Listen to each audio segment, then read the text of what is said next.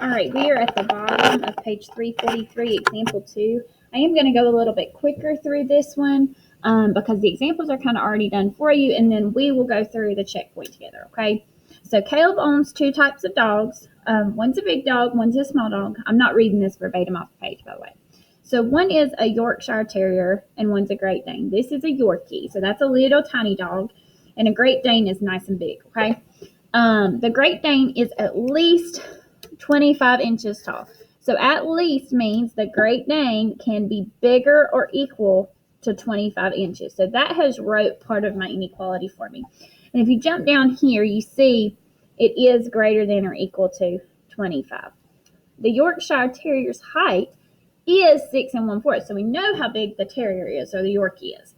So we're taking the height of the Great Dane that we don't know because they ask us to write and solve an inequality to determine the possible height of the Great Dane.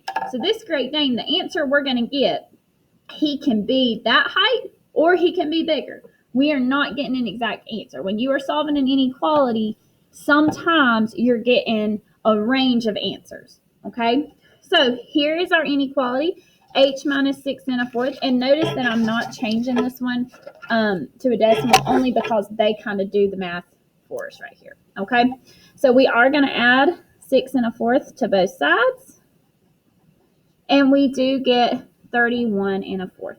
So 31.25, that's easier to talk about. So 31.25 inches, if I put it here, that is the minimum height of that Great Dane. He has to be 31.25 inches tall or bigger, okay? All right, now let's move to the checkpoint. Okay, this is the one we're going to set up ourselves. All right, so Gabriella paid $17.25 for a sweatshirt. It was on sale, okay? The difference, I know that difference means subtraction, so I'm going to make a note of that as I read through my word problem. The difference between the original and the sale price, so we're looking at the original versus the sale, okay? It was at most $8.50. So if I say at most, that means $8.50 is the biggest possible difference. So that means whatever else I got going on, it has to be less than or equal to $8.50. It can't be bigger than $8.50, okay? So we are writing an inequality to determine the possible price of the sweatshirt. And by possible price, they mean the original price, not the sale price. So that's going to be our x. So what we want to do, okay, is we want to take our original price.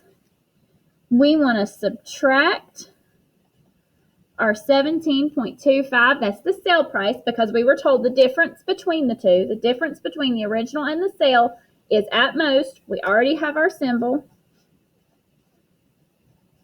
less than or equal to $8.50. Okay, so our solution, we would add to both sides,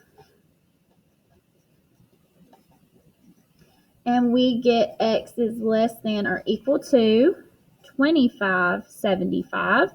And what that means is the original price of the sweatshirt was at most $25.75. Okay? All right. Hope that helped. If it doesn't, please come to the Google Meets. Please, please, please, please, please come to the Google Meets because they are super, super helpful and I miss you.